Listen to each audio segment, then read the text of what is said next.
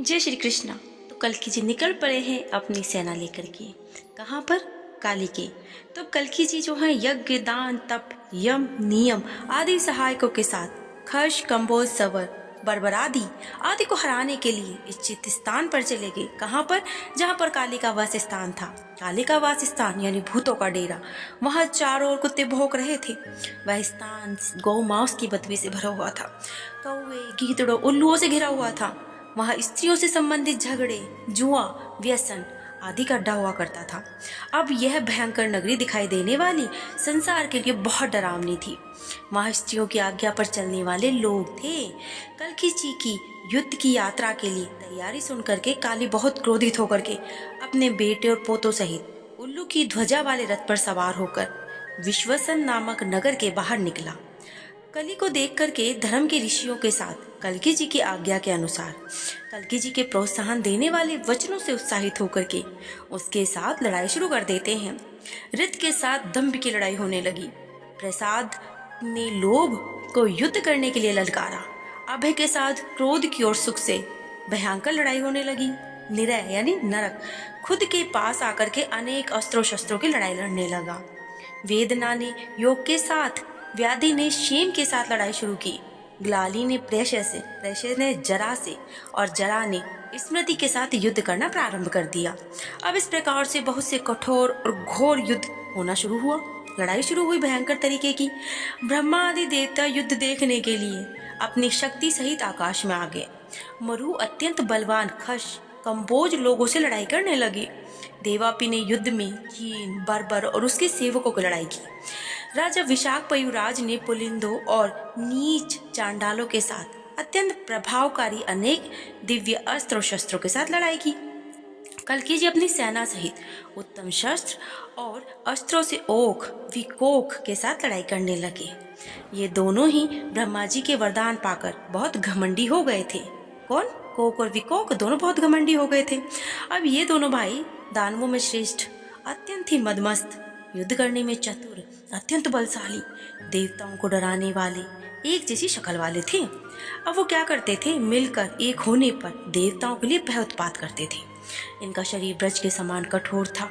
ये दोनों ही दिग्विजयी थे। अगर दोनों इकट्ठा होकर लड़ने लगे तो मृत्यु को भी जीत सकते थे। ये दोनों अत्यंत वीर सेना से युक्त और हाथों में गदा लेकर के पैदल ही लड़ाई करने लगे। सेना से युक्त कल्कि जी कोक और विकोक के साथ भारी लड़ाई लड़ने लगे। उनकी सेना के प्रधान योद्धाओं ने भयंकर लड़ाई शुरू की। घोड़ों के हिनहिनाने, हाथियों की चिंगार, दांतों के किटकिटाने, धनुषों की टंकार, शूरवीरों की भुजाएं, घूस और चंपतों की चोटों की भयंकर आवाजें होने लगी और इन आवाजों से दशों दिशाएं भर गई। उस समय कोई भी मनुष्य शांति नहीं पा रहा था। देवतागण भयभीत होकर आकाश के उल्टे पुल्टे मार्ग में जाने लगे। पाश, तलवार, दंड, शक्ति, दुधार तलवार, शूर, गदा, घोर वाणों से करोड़ों वीरों के कटे फीके हाथ, पैर, कमर आदि से युद्ध भूमि भर गई थी। अब सूत जी इस घोर युद्ध का वर्णन करते हुए आगे कहते हैं कि इस प्रकार घोर युद्ध में प्रवृत्त हुआ देखकर धर्म ने अत्यंत क्रोध से कृतयुग सहित कली से भयंकर युद्ध करना प्रारंभ कर दिया। इसके बाद कली धर्म और सतयुग में भयंकर बाणों की बौछार से हार कर अपनी सवारी गधे को छोड़कर अपनी पुरी लौट गया। कली का उल्लू भी ध्वजा वाला रथ टूट फूट गया था। सारे शरीर से खून बहने लगा था। छछुंदर किसी बदबू आने लगी थी। मुंह का आकार बहुत भयंकर हो गया था। अब कली की ऐसी अवस्था से होने पर स्त्री के पूरे अधिकार वाले कक्ष में घुस गया। यानी कि वो काली महाराज जो हैं डर के मारे कहाँ घुस गए हैं? लड़कियों के कमरे में। अपने कुल घातक, कुल के अंगारे के समान सारहीन होता, दंभ बाणों की वर्षा से घायल हो चुका था। उसकी वासनाएं क्षीण हो चुकी थी।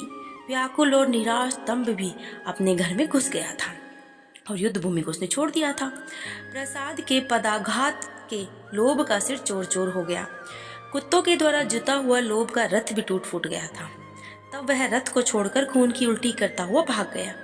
क्रोध अभय से लड़ाई में हार गया। उसकी आंखें लाल हो गई। चूहों के द्वारा खींचे जाने वाले बदबूदार टूटे फूटे रथ को छोड़कर क्रोध भी भागा और विसन नगर में चला गया। सुख के थप्पड़ की चोट से भय मरकर भूमि पर ही गिर पड़ा। निरय ने प्रीति के घूसों की चोट से ऐसी मार खाई कि यमराज के पास पहुंच गया। आदि व्याधि साथ ही सभी जो थे वो सतयुग के बाणों से पीड़ित होकर अपनी अपनी सवारियों को छोड़कर डर से परेशान अनेक देशों को भाग गए। अब इसके बाद सतयुग के साथ धर्म ने कली की मुख्य राजधानी विसन नामक नगर में प्रवेश किया। बाणों की आग से कली सहित उस नगर को भस्म कर दिया। कली के सारे अंग जलकर राख हो गए। उसकी स्त्री, उसकी प्रजा सभी काल के गाल में समा गए और बेचारा अकेला रोता हुआ एक छिपकर एक दूसरे वर्ष, जैसे कि भारतवर्ष में जाम्बूद्वीप का एक वर्ष आता है, वहां चला गया। मरु के दिव्य अस्त्रों के समूह के तेज से शक और कम्बोज को भी मार डाला। देवापी ने शवर और चोल और बलबरों को भी मार दिया। परम बलवान विशाखपयुराज ने दिव्य अस्त्र शस्त्रों से पुल्लिंदों और पुक्कसों को भी हरा दिया था। शुद्ध बुद्धि वाले राजा विशाखपयुराज लगातार तलवार की मार से और अनेक अस्त्रों शस्त्रों की बौछार से शत्रुओं का नाश करने लगे। इस तरह शत्रु सेना के अधिकांश योद्धा मारे गए।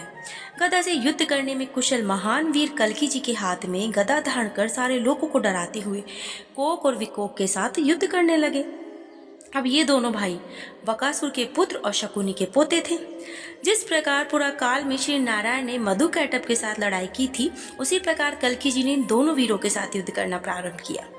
कोक और विकोक की गदाओं की चोट से कल्की महाराज का शरीर पूरी तरह से घायल हो गया था। उनकी गदा हाथ से छूटकर भूमि पर गिर गई।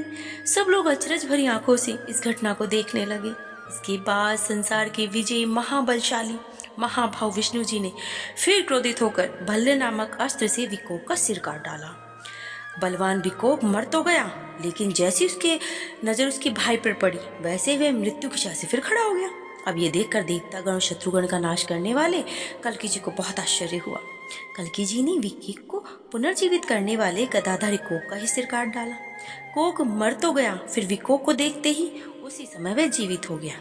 इसके बाद अपनी इच्छा के अनुसार रूप धारण करके इधर महाबलवान कोक और विकोक इकट्ठा होकर दूसरे यमराज की भांति कल्की जी से लड़ाई करने लगे। अब वे दोनों ढाल और तलवार की धारण करके कल्की जी पर बार बार करने लगे। अब कल्की जी बार बार प्रहार सहन नहीं कर सके और क्रोधित होकर के बाणों के द्वारा उन दोनों का ही सिर काट डाला।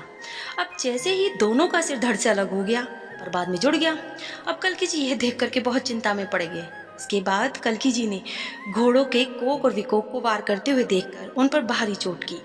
यम के समान भयंकर दुर्भिक्ष कोक और विकोक कल्की जी के घोड़े से बहुत ही घायल होने पर क्रोधयुक्त हो लाल लाल आंखों से उस पर बाणों की वर्षा करने लगे। घोड़े ने क्रोधित होकर कोक और विकोक की बाहों को ही काट खाया। उनकी बाहों की हड्डियां चकनाचूर हो गई, बाहें और धनुष छिन्न भिन्न हो गए।